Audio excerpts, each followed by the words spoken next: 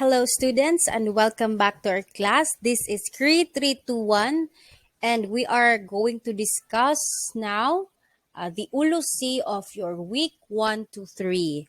This is Professor Malaya teaching. So we have here police blotter, no? So yung police blotter ay isa siyang logbook. Okay?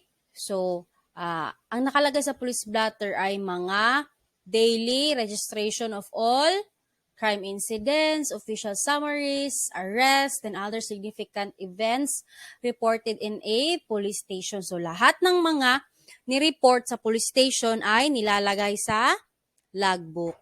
Okay? So, we have here custodial investigation. Ibig sabihin, no? We have issued an invitation. No, nag-invite lang tayo, no, sa suspetsyadong tao na baka kinumit niya yung crime, okay? We just have kanang pagtuo nga gikumito niya nga crime, okay? So, in custody, no, sa police, dito sa police station, imbitahan nato siya, but then again, dili pa siya apprehended or suspect nga person. Okay? It's just that giimbitahan na to siya for some questioning. Now, inquest defined as an informal and summary investigation conducted by a public prosecutor in a criminal case involving the arrest without the benefit of warrant. Okay, ginapahigayon ng inquest, no?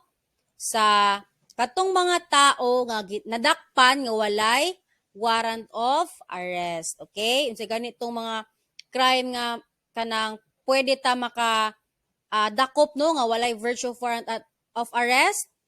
Okay? Caught in the act, in flagrante delicto, escapee or hot pursuit. Okay? Those are some incidents, no, nga pwede ta walay warrant of arrest basta naalantay probable cause nga nakita, no, nga gibuhat niya ang crime. Now, we have here investigation procedure. So, ano nga ba ang gagawin?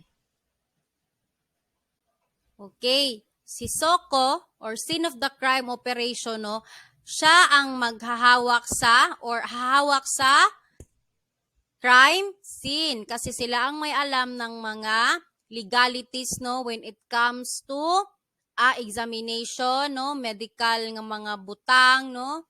So, sila ang naay katungod ana ang Soko team. Now, mandatory examination of firearm seized, confiscated during police operation. Now, katong mga basyo sa bala or katong pusil nga nahibilin dito sa crime scene during police operation, no? So it shall be recovered immediately. Okay? So kato siya after a proper documentation, no, kuhaon to ni naka-assign nga Soko ba diha, no, dito sa crime scene kay para ipadala siya sa local crime laboratory. Kay para mag-cross-matching kadtong mga bullet. Tan-awon, no, kung kinsa tugikan nga buto ang kadtong specific nga bala. Okay? And then that is also for the use of ballistics identification system or IBIS. Now, si IOC, no, kay naka-confiscate man sila atong mga empty shells no sa crime scene. So, again and again, you document it and then you make a receipt, no, issued to the local crime laboratory office, no, kung pila to ka basyo nga bala, no, nakita sa crime scene, ibutang nimo dito kintahay 20 empty shells, no, ibutang nimo sa receipt. Okay? Or firearm ba na, cartridges ba na, or slugs to the prosecutor of the court. So, kung si prosecutor po, no, manginahanglan, no, sa physical nga butang, no, sa katong mga basyo, mga firearms, cartridges, slugs, okay? So, manginahanglan po na sila og sabpina gikan sa court, no, para mahatag tong physical nga katong mga evidences no madala sa court. Now, if possible, katong mga nakuha ni IOC sa crime scene, no, di ba, ipasa man to sa local crime laboratory. So, as much as possible, no, ang chain of custody ato jong hinumduman always, no, nga tarungon og dala, no, kung kinsa may naggunit ana niya na pod, i-document. Pero as much as possible, dapat si IOC gyud, no, personally mo adto sa local crime laboratory para ipa-examine dito. Okay? Now we have here, inquest proceeding necessary when the suspect dies. So, in cases of armed confrontation wherein the suspect, the team leader of the operating unit shall submit the incident inquest before the duty inquest prosecutor prior to the removal of the body from the scene, except in areas where there are inquest prosecutors, in which case the territorial police unit can proceed with the investigation. Now we have here judicial affidavit rule, no? So, kani daw siya nga rule shall apply to all actions. So, proceedings and incidents requiring the reception of evidence, no, sa pagdawa sa ebidensya, no, bago mo maato sa court, no? So, katong mga direct testimonies daw sa witness, no, shall be reduce the time needed for completing their testimony. So, pagahitabo na siya, no, pwede dito sa police station, no, para ma-lessen ang time nga makater sa court, because court is a very busy place, no. So instead nga dito mugna sa inyong mga witnesses, mga kasulatan and all, no, pwede na siya buhaton sa police station, again with the presence of your competent counsel, no. Now unsa daw ang nasa sulod sa judicial affidavit, okay? So ang nada sa sulod sa judicial affidavit, no, kay katong mga information, datas nga mabasahan sa atoang kining mag-witness. Okay? So, para makasabot siya kung unsa gibutang didto, no? Kung English siya, pwede na subtitle, no, nga Tagalog or Filipino.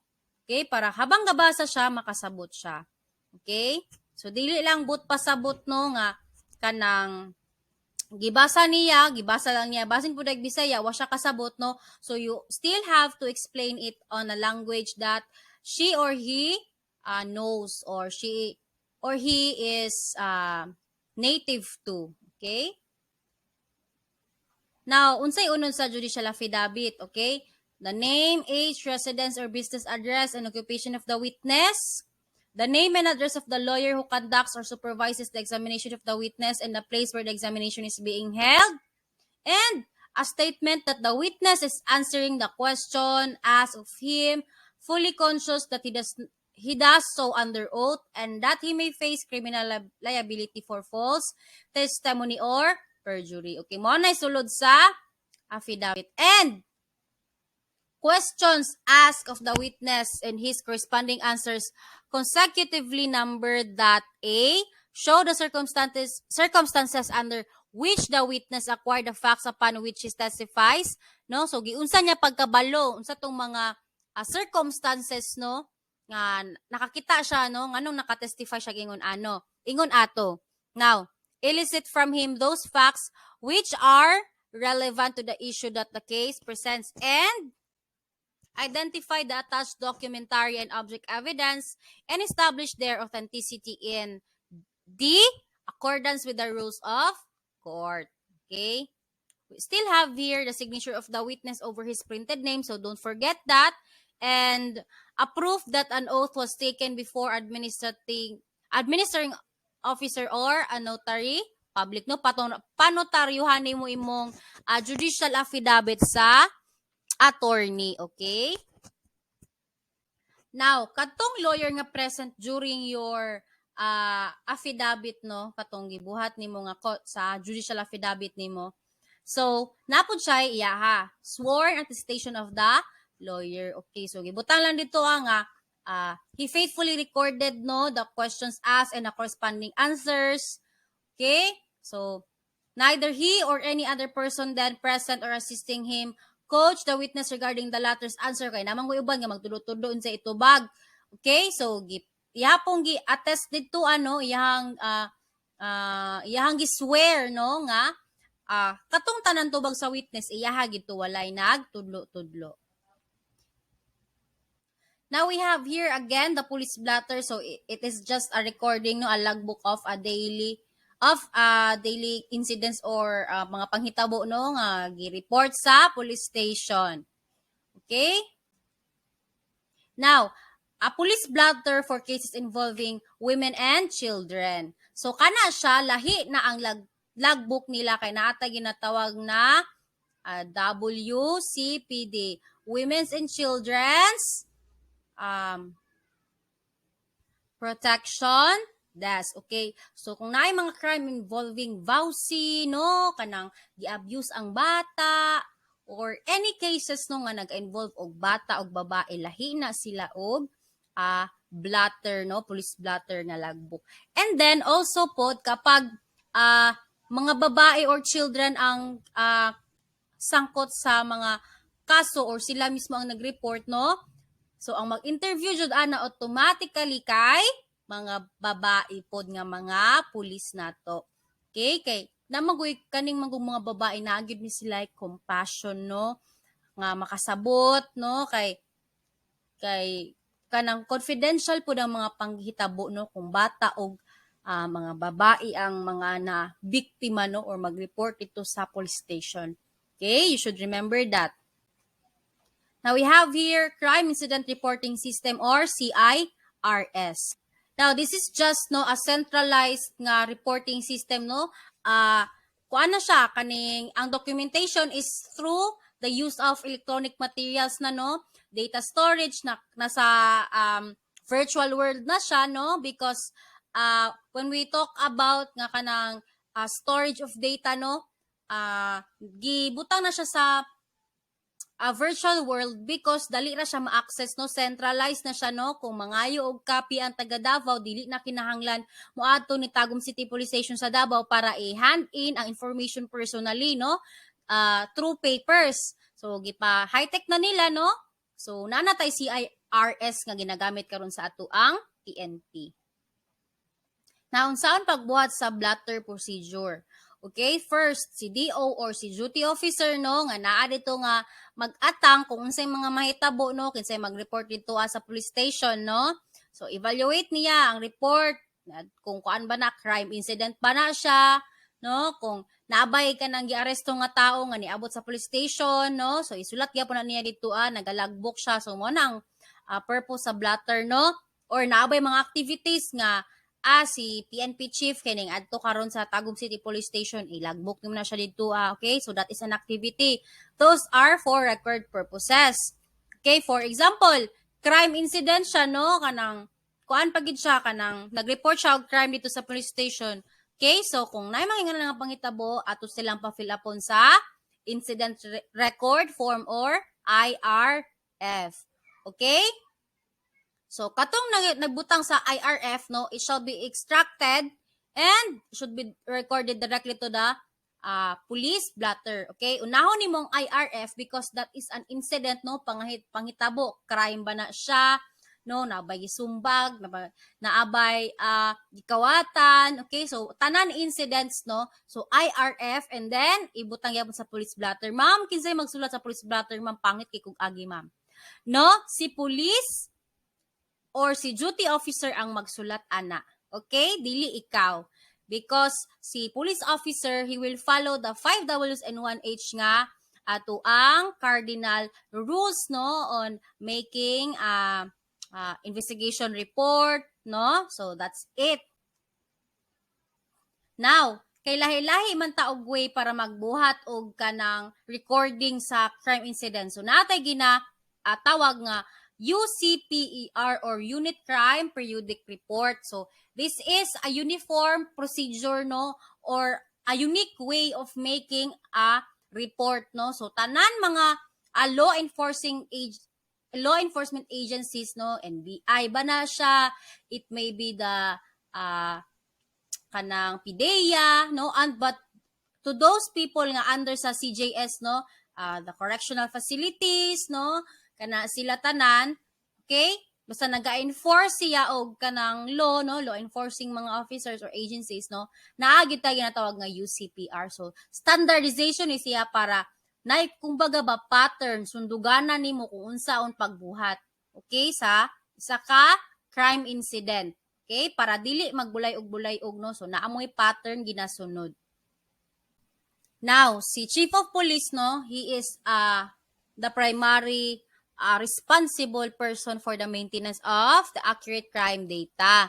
So, ibig sabihin, no, so, i-ensure pod ni Chief Investigation, no, sa atong investigation head, no, nga, sa ato ang mga gipangbuhat ng mga crime incidents, no, should be put into the crime register. Dapat mabutang siya dito. Kung baga, di ba, tanan record sa estudyante na sa register, kung magkuha taog TOR, diploma, no, dituan na siya kwaon. Okay, parehara na po na siya sa PNP nga. Tanan records of incidents, dituan na nila ibutang sa crime registrar. Okay? So, katupong tanan nga mga law enforcing agencies itong na, para sa kung na-mention ganina, NBI, PDEA, no, BFAR, DENR, SWD, BOC, or BI, no?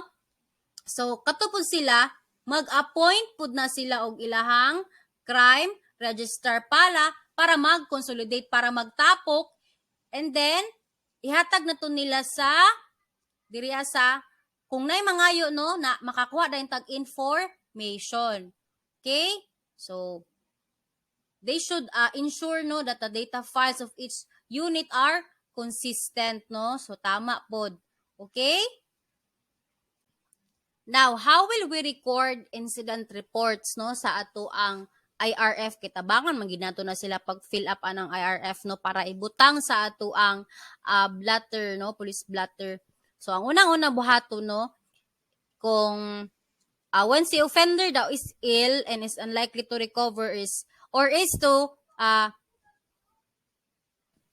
senile, or ibig sabihin ng senile ay weak nga siya, no, maybe he is of an old age, no, or kining wa na siya kasabot sa iyang buhaton, no, or maybe na siya lalakay nga sakit, no, so or mentally disturbed siya, no, so the proceedings to take place, okay, i-record yapon na mo na dito okay. So, we still have here, no, when the complainant or an essential witness is dead, in the proceedings cannot be pursued. So, ibutang gihapon na nimo siya dito, okay, sa imuhang IRF, kung tiguwang na ba ang offender, or kamatay na ba, o si masakit-sakit niya, and then kung si witness, namatay na ba, no, or kining, ba, weak pod, okay?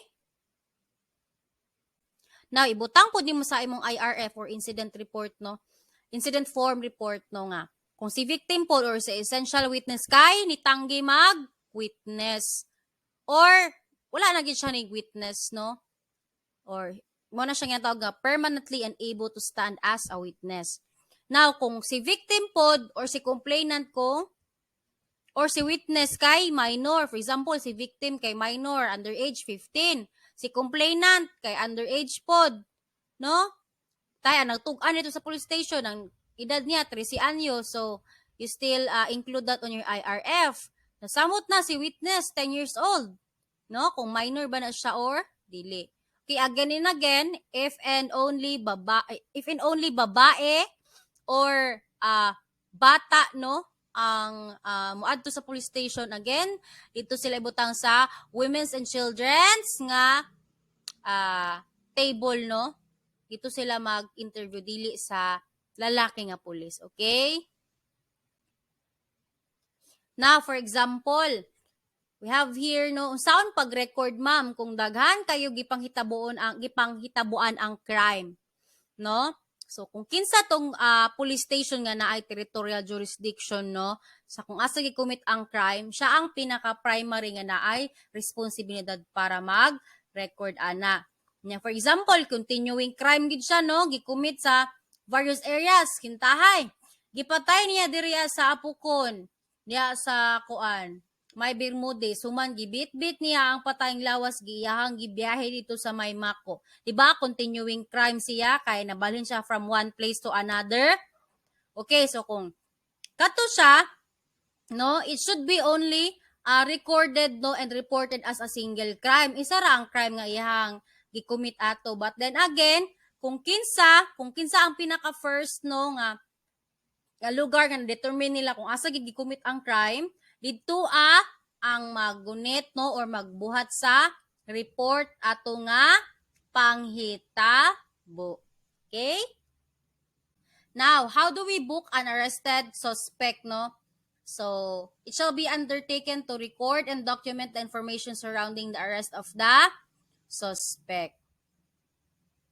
So, here are some of the policies no and guidelines no to follow no kung mag-book ta og isa ka na dakpan nga tawo. Okay, here's the general policy. So, after arrest, no, a suspect is taken into police custody and booked or processed. Now, during the booking, the following procedures shall be performed by a designated police officer. Now, first is to record the arrest made in the police blotter. Next, imuhag i-pat down, no, or i-search, body search nimo si arrested person. Kung babae, babae ang mag-search. Kung lalaki, lalaki ang mag-search, no? Okay? That's the general policy. Now, you submit the suspect for physical examination kay waka kabalo basig high blood ay pagdakop nimo. Okay, no? Basig mo tiurok nagkalit. So, submit mo siya into physical examination. So, maibalan dito kung na ba siya mga sakit-sakit, no? And then, take the criminal suspect's personal information. Okay, ang iyang pangalan, kung sa iyang birthday, no, naba siya mga tato, mga timailhan, naba siya, ang sige tawag na, oy, kanang, or naba siya, ila, no, kanang mga drawing siyang lawas nga peculiar kaayo ba kanang iyahara jud, no? For example, na siya alom diri, tako kayang alom diri, so i-record mo na, mole in the right corner of his ears or her ears. Okay, so ang mag-examine pod, no, again and again, as I've always said, no, babae, lalaki. Now, you also have to record, no, an information about the suspect's alleged crime. Kung unsa to yahang gibuhat, no, nga krimen. Alleged pa man, wala pa man siya napatunayan sa court, no, nga he is guilty beyond reasonable doubt. So, alleged pa lang, no.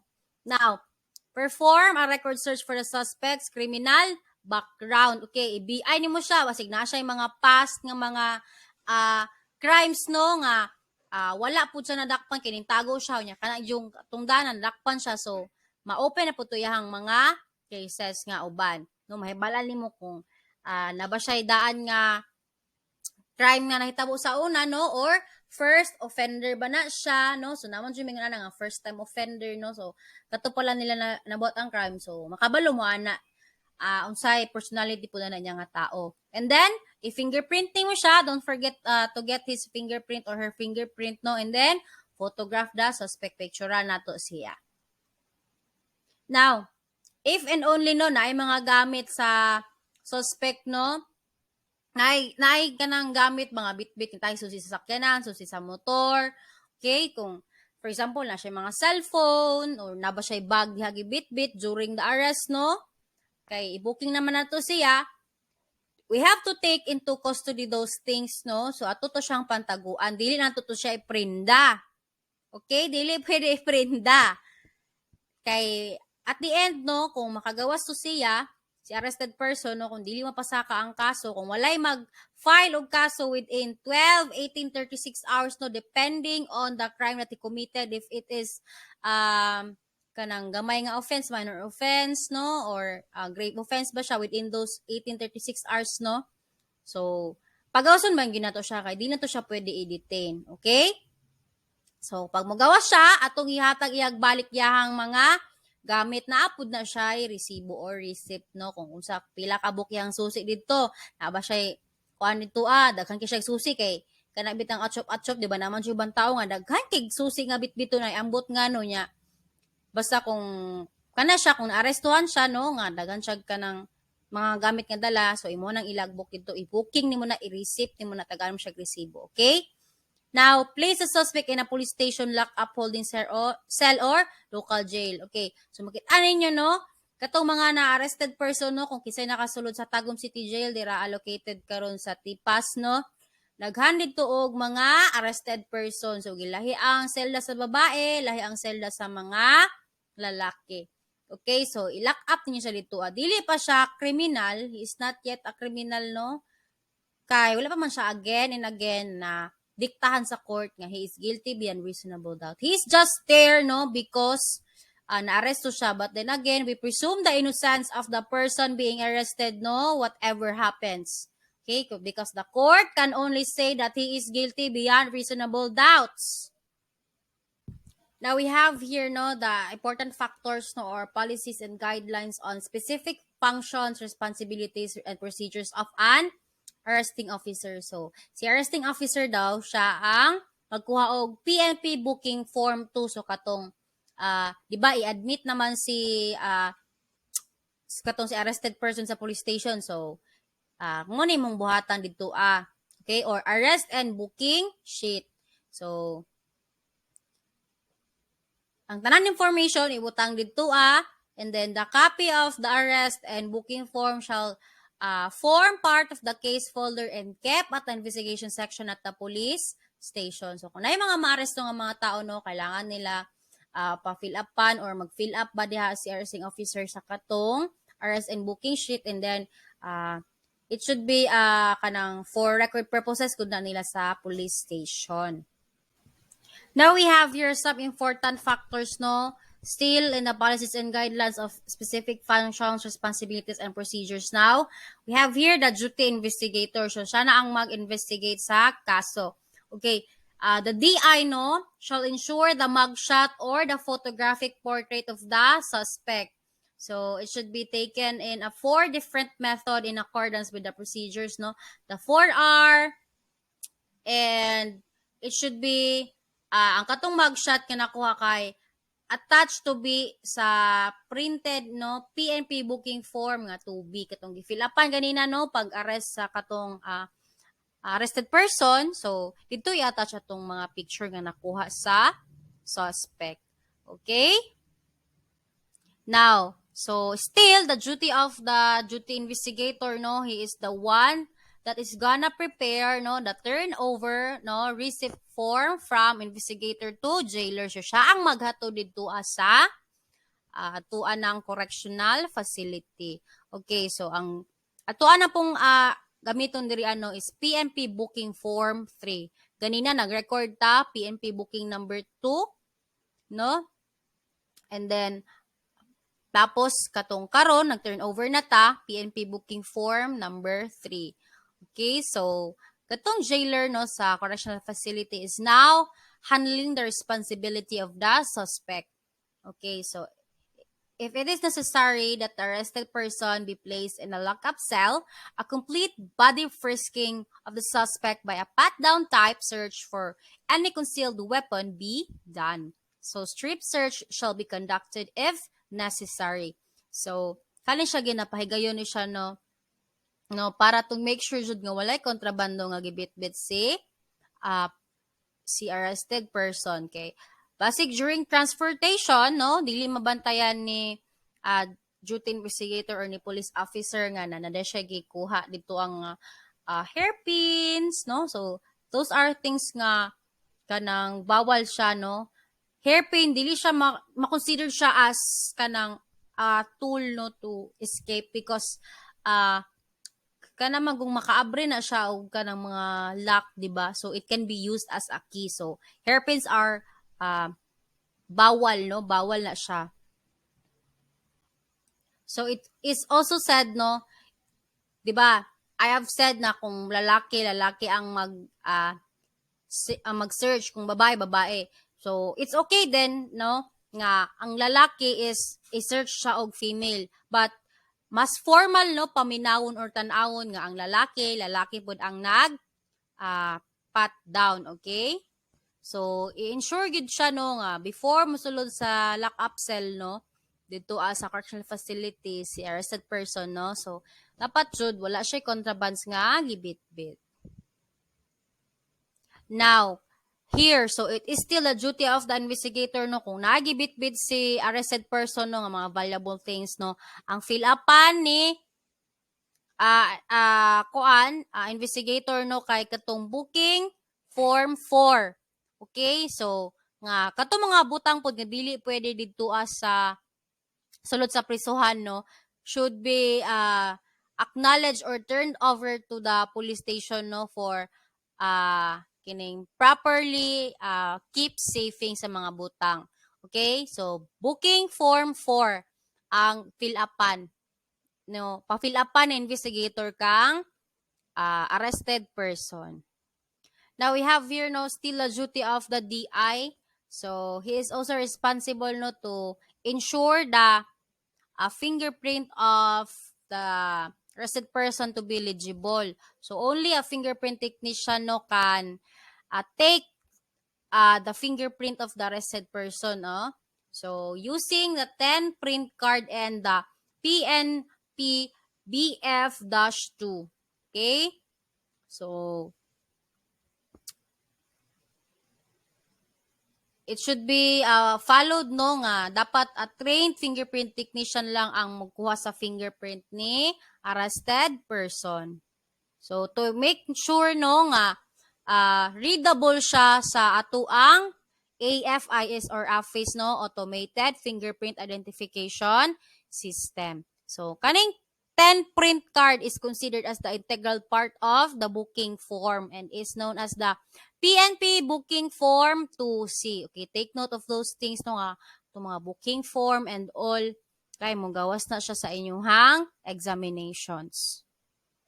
Now we have here detention. Okay, so na-detain ang isa arrested person, no, tapos walay nag-file og kaso sa iyaha didto within 1836 hours, no, he shall be released. Okay, so paano ma-release si arrested person?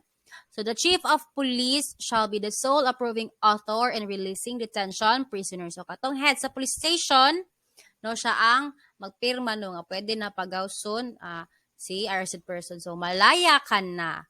Okay? So, upon receipt of release order from the court, the detention custodial center shall personally coordinate with the issuing court to ascertain the validity of the order.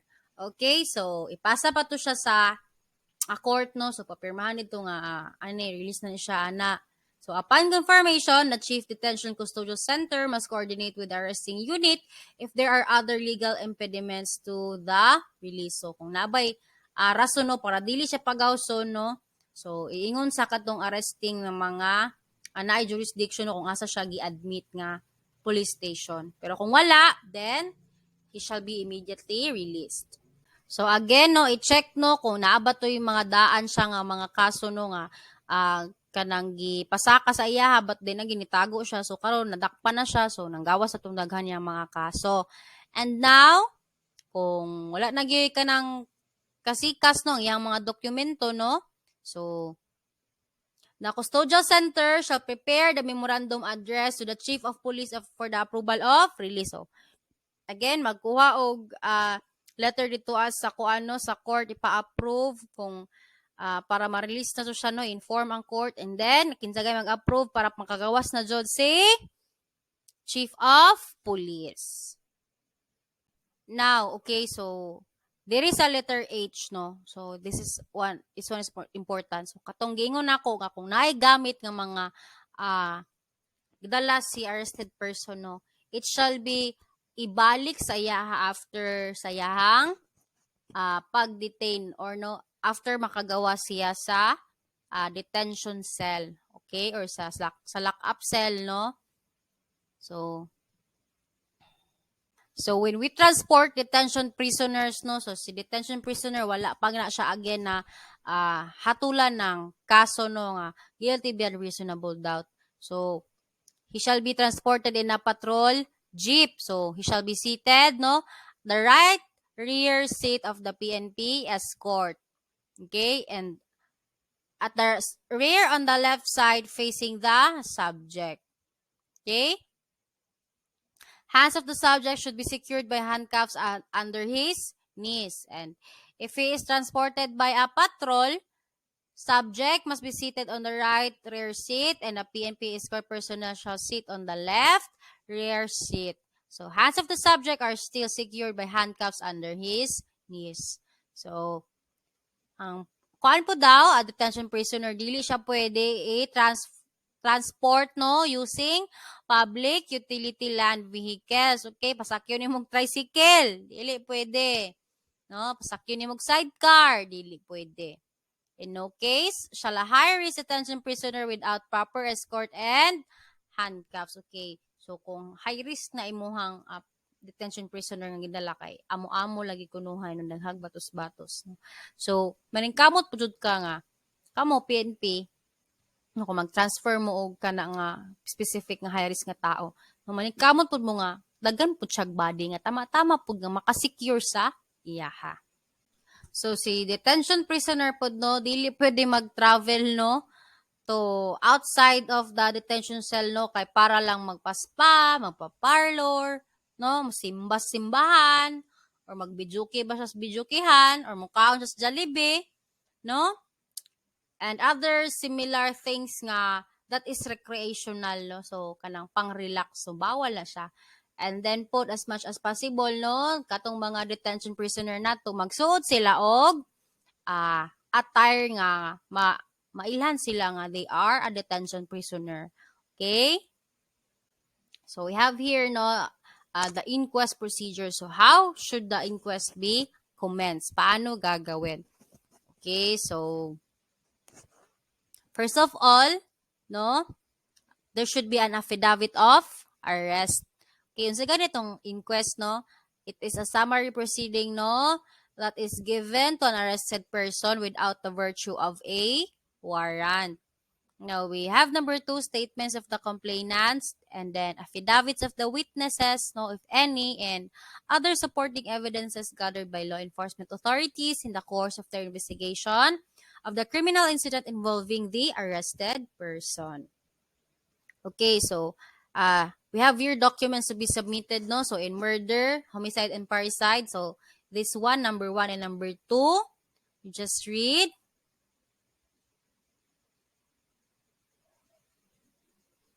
Next, we have here frustrated or attempted homicide, murder, parricide, and physical injuries cases. So we have 1, 2, and 3. You just read.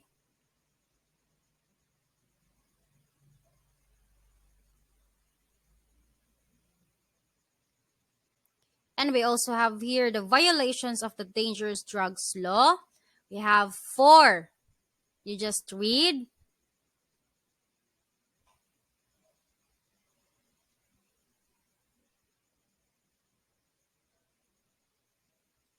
Now we have here also no in cases of theft and robbery, violation of anti-piracy, anti-highway robbery law, and violation of anti-fencing law. So we have 2. You just read.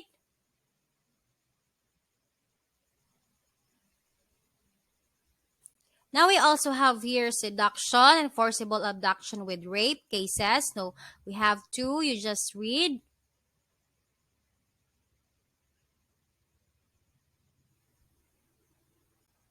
Now we also have here the violation of the anti-carnapping law. We have 3. You just read.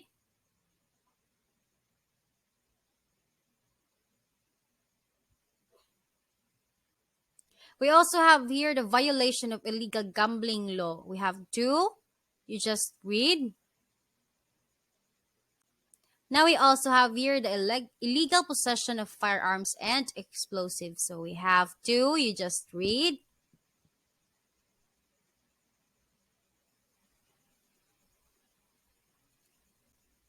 Now, we have here the waiver of rights procedures. No? The inquest shall proceed unless the arrested person opts for a preliminary investigation by executing required waiver of rights under Article 125 of the RPC. Okay, no? Kung si arrested person, gusto yun siya nga muagi yun siya due process of law, so he will request, no, a preliminary investigation. Okay? Pero if dili na siya gusto siya padayon ng inquest, so that is nasa yaha, depende na nasa yaha. Basta lang no, he has to be he has to know his rights no. So giwave niya yahang rights under Article 125 of the RPC. So Article 125 is also known as the delay in the delivery of detained persons to the proper judicial authorities. Okay, so in every case, the person detained shall be informed of the cause of his detention and shall be allowed upon his request to communicate and confer at any time with his attorney or counsel. So we have here the policy guidelines on processing of persons present in the crime scene. So we have here letter A, crisis management. So these policy guidelines prescribe the operational procedures in processing and handling persons present at the crime. So be they be suspects, no, victims or witnesses. The aim is to clearly tell the police courses of actions in dealing with persons who for reason and personal circumstance are the crime scene during the conduct of police operation. So we have here no the guidelines no. So number 1 is a debriefing no. So sa A, hostage or victim, B, perpetrators, C, witnesses, and letter D, key participants in the incidents. Okay? Now, sa number 2, documentation, we have sworn statement of the following, no? The witnesses, hostages, perpetrators, and letter D, key participants in the incidents again. So we also have number 3, the venue of processing, the briefing, and documentation.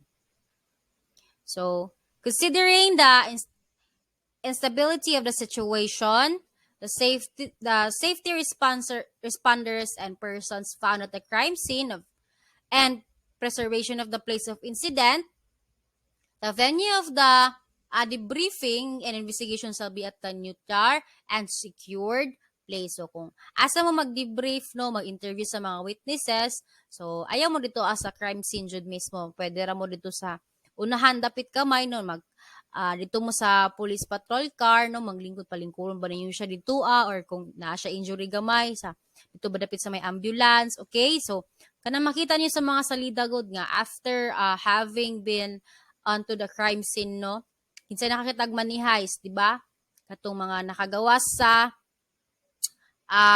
gi-heist nga bangko or bank, no? So, dito sila dapat ki-interview sa may sulod sa katong murag nagatukod sila og kana bitong murag kining temporary nga atop-atop no dito so pwede dito so kung ingon na naman kung mga big ang crisis no sa nahitabo sa crime scene, so dito interview, or it may be dito sa kung giingon lagi sama sa kaning police car palingkuro nimo ang witness ba diha okay? So katong mga key people nga nakakita gid dito no. So that's it. Now we have here letter B, hostage negotiation. So the following procedure shall be followed during a situation. Okay, so crisis management task group shall be immediately, an incident scene shall be secured and isolated. So if there are some things nga hostage negotiation no ang ihang incident no. So we have to take action no nga kanang swift and just, but then again no, we must be careful of our actions no para dili mahitabo tong hostage taking no sa Manila, katong pila to ka Chinese nga mga tao ang gipatay no sa hostage taker. Then it so happens nga the hostage taker was a police no dati. So kung mahimo dapat jud kita sa future law enforcing officer no, we must put our duty no into kanang heartfully nga pag-serve sa people, because gikan naman punta sa wala kung nanatay naabot karon no. So we always think of humbleness, so we always pray to God na kita ihang patindugon no, our stand still on the ground no. So we must do accordingly to his words, no? So that is how you become a successful police officer. So you follow the goodness, no, para kaning tanan nga atong gidiscuss, no, ma-apply ninyo ni siya sa inyong future work kung magpulisman mo. Okay? And now this ends, or that ends, the Creed 321 Ulo C. And this is the last part for your first examination of for week 1 to 3. I hope you learned something. This is Professor Malaya saying thank you for listening. God bless. I will see you on my next class. Keep safe, everyone. Goodbye and thank you.